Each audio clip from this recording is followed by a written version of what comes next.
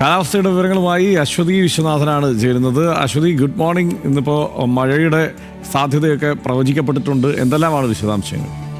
Harshan, good morning. എല്ലാ പ്രേക്ഷകർക്കും news മലയാളത്തിൻ്റെ സ്കൈവാച്ചിലേക്ക് സ്വാഗതം. അപ്പോൾ നമുക്ക് കാലാവസ്ഥ വിവരങ്ങൾ അറിയേണ്ട സമയമാണല്ലേ. അപ്പോൾ കഴിഞ്ഞ 2 ദിവസമായിട്ട് അധികം മഴയൊന്നും ഇല്ലാണ്ട് നമ്മൾ ബുദ്ധിമുട്ടിക്കാണ്ടൊക്കെ പോയി ശാന്തമായിരുന്നു അന്തരീക്ഷം. പക്ഷേ ഇന്ന് 5 ജില്ലകളിലാണ് കാലാവസ്ഥ വകുപ്പ് നിലവിൽ യെല്ലോ അലർട്ട് പ്രഖ്യാപിച്ചിട്ടുള്ളത്.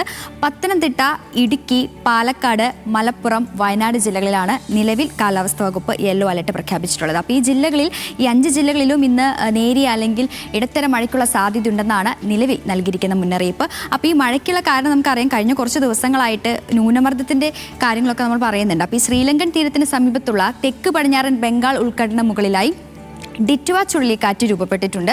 അപ്പോൾ ഇത് വടക്ക് പടിഞ്ഞാറ് ദിശയിൽ സഞ്ചരിച്ച് തമിഴ്നാട്, പുതുച്ചേരി, തെക്കൻ ആന്ധ്രാപ്രദേശ് തീരത്തേക്ക് നീങ്ങാൻ സാധ്യതയുള്ളതായിട്ടാണ് കാലാവസ്ഥാ വകുപ്പ് നിലവിൽ മുന്നറിയിപ്പ് നൽകിയിട്ടുള്ളത്. അപ്പോൾ ഈ ചുഴലിക്കാറ്റ് ശ്രീലങ്കയിലൊക്കെ നിരവധി നാശനഷ്ടങ്ങൾ ഉണ്ടാക്കിയതായിട്ടുള്ള വാർത്തകളൊക്കെ പുറത്തു വരുന്നുണ്ട്. അപ്പോൾ ആ വിശദാംശങ്ങളിലേക്ക് നമ്മൾ കടക്കുന്നില്ല. അപ്പോൾ ഈ ചുഴലിക്കാറ്റൊക്കെ രൂപപ്പെട്ട സ്ഥിതിക്ക് കേരളത്തിൽ 5 ദിവസം, ഇനി കുറച്ച് ദിവസത്തേക്ക് മഴയ്ക്കുള്ള സാധ്യതയുണ്ട്, ശക്തമായ മഴയ്ക്കുള്ള സാധ്യത ഉണ്ടെന്നാണ് കാലാവസ്ഥാ വകുപ്പ് പറയുന്നത്. അതേസമയം ഇന്ന് കള്ളക്കടൽ ജാഗ്രതാ നിർദ്ദേശമുണ്ട്.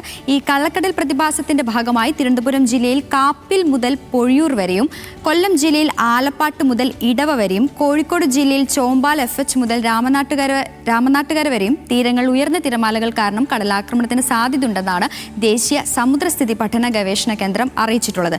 അതുകൊണ്ട് തന്നെ ഈ കള്ളക്കടൽ പ്രതിഭാസമൊക്കെ പറഞ്ഞിരിക്കുന്നത് കൊണ്ട് ബീച്ചിലേക്കുള്ള യാത്രകളും കടലിൽ ഇറങ്ങിയുള്ള വിനോദങ്ങളും പൂർണ്ണമായിട്ട് ഒഴിവാക്കാനും കാലാവസ്ഥാ വകുപ്പ് നിർദ്ദേശം നൽകിയിട്ടുണ്ട്. അപ്പോൾ മഴയായിട്ട് ബന്ധപ്പെട്ട പ്രധാനപ്പെട്ട മുന്നറിയിപ്പുകൾ ഇന്നിങ്ങനെയൊക്കെയാണ്. അതേസമയം ഏതൊക്കെ ജില്ലകളിൽ എങ്ങനെയൊക്കെയാണ് താപനില ഉയരുന്നത് നമുക്ക് നോക്കാം. പ്രധാനമായും കണ്ണൂർ, കോഴിക്കോട്, കൊച്ചി ജില്ലകളിലാണ് ഏറ്റവും കൂടുതൽ താപനില രേഖപ്പെടുത്തിയിരിക്കുന്നത്.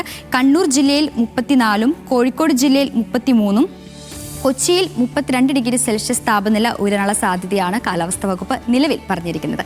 അപ്പോൾ ഇന്നത്തെ കാലാവസ്ഥ വിശേഷങ്ങൾ ഇങ്ങനെയൊക്കെയാണ്, മുന്നറിയിപ്പുകൾ ഇങ്ങനെയൊക്കെയാണ്. അപ്പോൾ ഇതിനനുസരിച്ചുള്ള മുൻകരുതലുകൾ എല്ലാവരും സ്വീകരിക്കുക. എല്ലാ പ്രേക്ഷകർക്കും നല്ലൊരു ദിവസം ആശംസിക്കുന്നു. നേരെ ഹർഷനിലേക്ക്.